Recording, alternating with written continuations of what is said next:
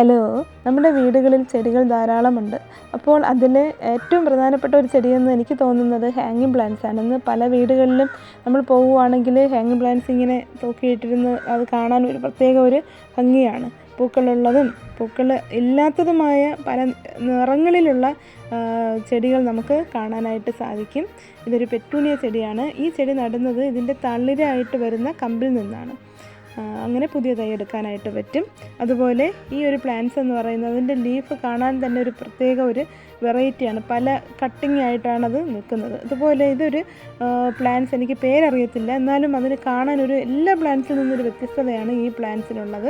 അത് പൂക്കൾക്ക് പകരം ഇതേപോലെയുള്ള ലീഫുകളിൽ കാണുന്ന കുഞ്ഞ് ബബിൾസ് പോലെയൊക്കെയാണ് അതിൽ വരുന്നത്. അതുപോലെ മണി പ്ലാന്റ് എന്ന് പറയുന്നത് നമുക്കറിയാമല്ലോ, എല്ലാവർക്കും ഉണ്ട്. ഇത് എൻ്റെ കയ്യിലുള്ള വേറൊരു മണി പ്ലാന്റാണ്. ഇത് മണി പ്ലാന്റ് ആണ്, പക്ഷെ ആണെന്ന് എനിക്ക് തോന്നുന്നു, കറക്റ്റായിട്ട് അറിയത്തില്ല എന്തുവാണെന്ന്.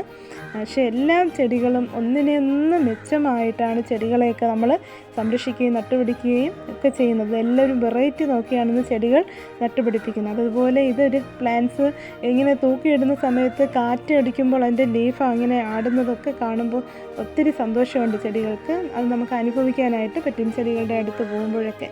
പല വെറൈറ്റി ആയിട്ടാണ് ചെടികളിൽ ലീഫ് പ്രത്യേകമായിട്ടൊരു സൗന്ദര്യത്തോടെയാണ് ചെടികളെല്ലാം നിൽക്കുന്നത്.